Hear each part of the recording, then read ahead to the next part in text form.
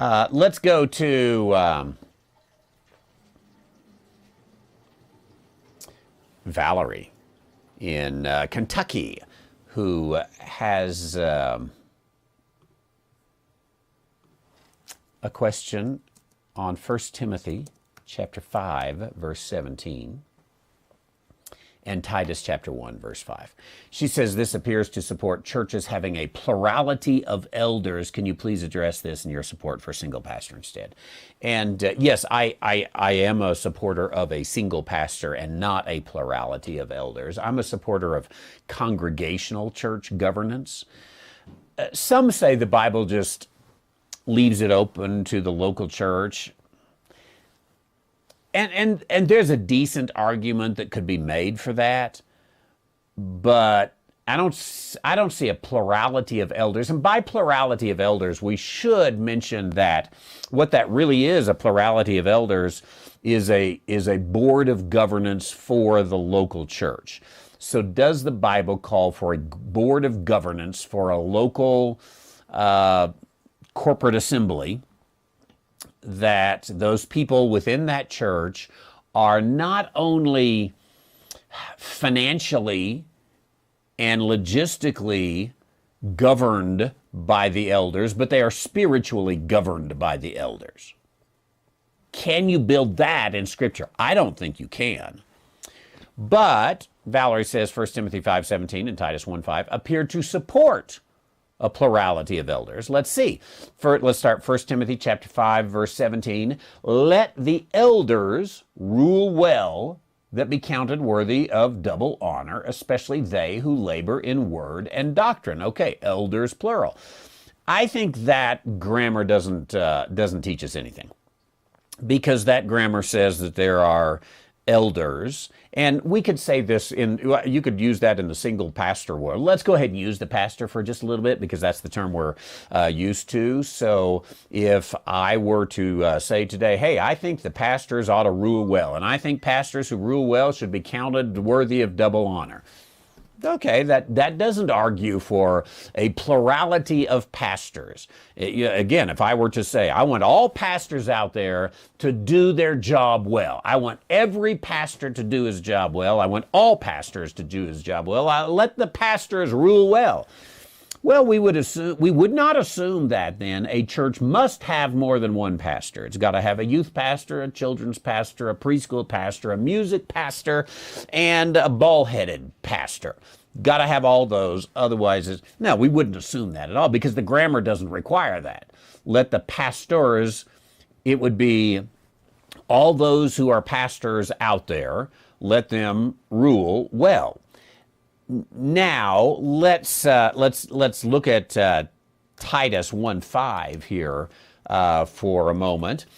This cause I left thee in Crete, that thou shouldest set in order the things that are wanting, and ordain elders, pastors, let's take the word there, in every city as I had appointed thee. I don't think that really argues necessarily for it as well. When you're going about Crete, I want you to ordain pastors. Does that say they're going to be on the board of governance for local financial, logistic, and spiritual issues, and they're all going to work at it together? No, not really. Especially if you understand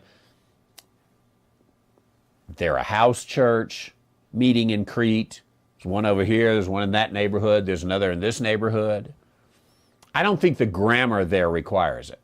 But there is something interesting in 1 Timothy chapter 3. If a man desire the office of bishop, he desireth a good work. A bishop then must be blameless, the husband, not given to wine, one that ruleth well, and not a novice, must have a good report of them which are without. All of that, verses 1 through 7, all given in the singular. But then notice what happens. Likewise must the deacons, plural. They must be grave. They must be not double-tongued. And everything about the deacon is in the plural. Why did he say, let the pastor be like this and the elders be like that? So let's give full benefit of the doubt. Let's say either way, you could say the grammar doesn't totally answer the issue. So then, let's say, okay, well, let's just take it down to our own wisdom and practicalities and see what ought to be done. Now, I know that those who believe in elder leadership believe that all the elders are one and equal, but they're not. That's a bald-headed lie that they're all equal, because one of them is employed by the rest of them. And he's the one that carries out the day-to-day business, and he's the one that stands in the pulpit, and he's the one that really does the work of the ministry. The others, they show up, they do everything. Now, if they were all really equal, then maybe I could argue, okay, they're one among equals. They rotate the teaching, they rotate the counseling, they rotate the, fixing the toilet when it overflows, they rotate cooking Wednesday night supper, all of that kind of stuff. They just rotate it all, and they're all getting the same salary or none. They're really equals. Okay, that would be a little better. But you'll rarely, there probably is an instance or two, and you find that probably in a very small or home church. You rarely will find that. All these, big Baptist churches out there, well, our pastor's one among equals in this. No, he's not. It's just absolutely not true. He does different things and more things, and he has a greater responsibility, and he can be fired and lose his income. It's not the equal. And he must bow down and serve and submit to this board of elders. Now, furthermore, the elders might come, or a church might come and say, we don't want our church to drift into things unbiblical, and therefore a committee would help that. If we had the theological committee of the church, we'll call them elders. The theological police. If we had a group of theological police, that would keep us from drifting. The problem is that history does not prove that true at all. If you just need an example, look at the Presbyterian Church USA. Their committee didn't help them. You cannot give scientific evidence to show that a theological police committee was of any benefit to a local church. You want to find a movement or a group of people that have been more faithful to staying by the original intent, purposes, and theology of a local congregation. It is not going to be, I'll put this, we haven't done the study, but I'll put this, if you did the study, you would absolutely find that a local church that really never wavered from its founding concepts. Guess which one it'll be? It will be the single pastor-led independent fundamentalist church. They're still there.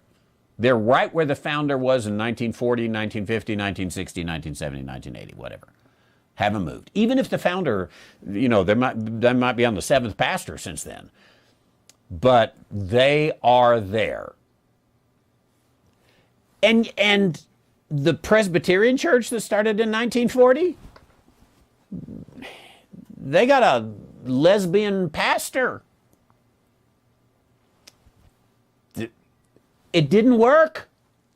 So you can blah, blah, blah all day about, hey, if we had theological police, then we would stay by the stuff. Yeah, and we should try socialism too. That's a good idea, even though it's never worked. So the thing of elders It's just a control mechanism for the local church. I think the best thing is for everybody in the congregation to control. I think you just tell everybody what you're doing, what needs to be done. I like the old adage. It's an old Baptist adage, but trust the Lord and tell the people. Hey, people, you know, the toilet's stopped up. What are we going to do? Get out there and fix it. Who wants to do it? And the congregation decides all those things and makes all those things begin to work. I think that's the kind of church that has done far better than the plurality of elders. So the bottom line here, I'll ring the bell because I haven't rung the bell today. We'll put this on the bell ringing question playlist. Never asked before questions. And that is to say, I don't think the grammar supports nor denies. The grammar doesn't solve the problem. Wherever you go from, the grammar is not going to solve the problem. So then it does become a matter of practicalities. And I don't know. I just think a pastor answering to a board instead of a pastor answering to a congregation is not going to work. It's not a good thing. And I know oh no, he's not answering to a board. He's one among equals. No, he's not. If you're going to do that, make him one among equals. Then maybe I'll buy your argument. But again, you can't find 1 in 1,000 in which that's the case. It's a board of directors. That's what it is. And why would the congregation want to give up that authority, congregational authority,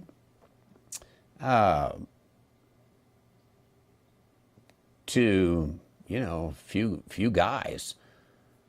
I don't get it. My experience has been that committee-run churches, which includes elders, are far less committed to the Word and less passionate about the Lord and less effective than congregationally run churches. As a matter of fact, I don't know why a church needs a budget. Just say, hey, here's how much money we got. Here's how we'd like to spend it. This week, we'll decide next week. What to do next week? I think it's pretty simple. Big church or little church. That is all the time we have today, but look forward to tomorrow. And we are, other than, I've got old questions, but we're caught up now, finally. Took a while after Israel, but now we're caught up on the new questions. And so if you'd like to submit your question, askthetheologian.com is the best place to do that. Submit that, and you'll know that it tells you, it gives you a little success button when it's there. And I'd love to invite you to Israel with me. November the 27th is the next trip. I'd love to invite you to Branson, September 1 through 4. I'd love to invite you to Taos the last weekend in September. Got lots of good travel opportunities coming up. Come join us for some of those. Thanks for being with us here. And until next time, thank you. God bless.